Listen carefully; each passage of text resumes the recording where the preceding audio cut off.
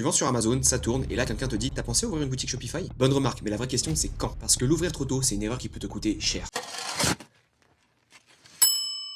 Salut, c'est Alex, bienvenue sur Vendeur de Pelle, et aujourd'hui j'avais envie de parler d'une question stratégique que tout vendeur sur Amazon finit par se poser: est-ce que je dois ouvrir une boutique Shopify? Et si oui, quand? Car l'idée n'est pas de suivre une tendance ou un conseil, mais plutôt une question de timing et de maturité de ton business. J'ai déjà évoqué dans d'autres vidéos pourquoi le contrôle est fondamental pour un solopreneur. Dépendre à 100% d'Amazon trop longtemps, c'est dangereux. En cas de changement de réglementation ou de hausse des frais FBA, ton business peut être grandement menacé. Mais ma réponse ne va pas être ouvre un Shopify le plus tôt possible, ma réponse va être ouvre-le au bon moment. Et aujourd'hui, je vais te donner 3 critères concrets pour savoir si ce moment est arrivé. Et juste avant ça, je vais te dire l'erreur que la plupart des gens font quand cette décision se présente à eux. La première chose que tout le monde pense, c'est je bascule sur Shopify quand j'aurai atteint X euros de chiffre d'affaires par mois. C'est humain, mais c'est une erreur car c'est insuffisant comme critère. Pourquoi? Parce que le chiffre d'affaires, ça ne dit rien sur ta capacité à gérer un deuxième canal de vente. Un Shopify, ce n'est pas juste une boutique en ligne qu'on ouvre en 10 minutes, c'est beaucoup plus que ça. Il te faut un budget à investir sur l'abonnement, sur le thème, sur les modules. Il va falloir que tu construises une stratégie d'acquisition de zéro en SEO ou aussi en ads avec Meta et Google. Et c'est surtout une charge opérationnelle beaucoup plus importante. Il va falloir que tu gères la logistique, le SAV et que tu gères les retours. Contrairement à ton business sur Amazon, là tu vas devoir gérer beaucoup de choses. Si tu ouvres ton Shopify avec un seul produit, sans audience, sans marge de manœuvre financière, tu risques de diluer ton énergie sans vraiment décoller. Retiens une chose, le chiffre d'affaires c'est un indicateur, pas un déclencheur. Ok, maintenant qu'on a parlé de l'erreur à ne pas faire, voici les 3 critères pour décider ou non de créer une boutique Shopify. Critère numéro 1, tu as réussi à remplacer ton salaire. Là, on n'est pas dans la configuration où tu gagnes un petit peu d'argent avec Amazon ou que tu as fait un mois exceptionnel. Ici, je pars du principe que ton business sur Amazon te dégage un revenu net stable qui remplace ce que tu gagnais avant ou te permet de subvenir à tes besoins. Alors pourquoi c'est le premier critère? Parce que Shopify demande du temps, de l'argent et de l'énergie. Si Amazon n'est pas stabilisé, tu vas fragiliser les deux en même temps. Il faut d'abord que la machine principale tourne avant d'en construire une deuxième. Critère numéro 2, tu as plusieurs produits stables et rentables sur Amazon. C'est le critère le plus sous-estimé. Quand tu ouvres une boutique Shopify, tu vas devoir capitaliser sur une chose essentielle, ton image de marque. Si tu as un seul produit sur Amazon, tu n'as pas encore de marque, tu as un produit. Mais avec 2 ou 3 références qui tournent, tu as déjà une identité,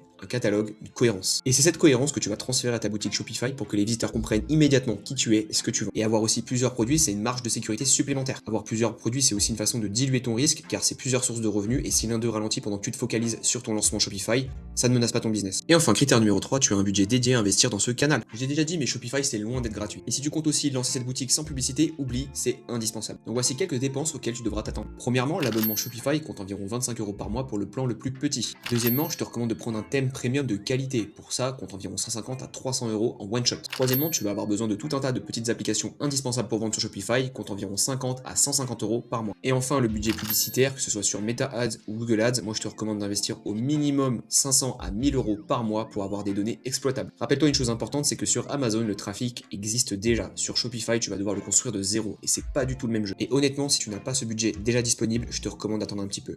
L'idée, c'est de pas mettre à risque ton business Amazon. Donc pour terminer, Shopify n'est pas une alternative à Amazon, mais c'est un canal de vente complémentaire. Je pense qu'ici, tu as compris l'objectif, c'est de plus dépendre d'une seule plateforme, mais de construire ta propre audience et ton propre canal de distribution. Mais ce complément, il se construit uniquement sur des bases solides, pas sur un business Amazon qui tient avec des ficelles. Le bon état d'esprit à avoir se résume ici en 4 étapes. 1. Amazon te génère des revenus stables qui ont permis de remplacer ton salaire. 2. Ces revenus te permettent de financer la création de ta boutique Shopify. 3. La boutique Shopify te donne plus de contrôle et de possibilités. 4. Les deux canaux se renforcent mutuellement en créant une synergie autour de ta marque. Tout ça, c'est la vraie stratégie d'un solopreneur à long terme. Si tu veux apprendre à lancer un business rentable sur Amazon, j'ai 2 façons de t'aider. Tu peux accéder à ma méthode complète de A à Z pour créer ton premier business en totale autonomie, ou on peut échanger ensemble lors d'un appel téléphonique pour voir comment je peux t'accompagner sur ton lancement. Dans les 2 cas, c'est sans engagement et tu n'as rien à payer au démarrage. Tous les liens sont en description. En attendant, j'espère que cette vidéo t'a plu, t'a permis de vraiment comprendre quand passer de Amazon vers Shopify. Si c'est le cas, lâche un like et abonne-toi, je publie régulièrement du contenu concret autour du e-commerce. C'était Alex, je te dis à bientôt sur Vendeur de Pelle.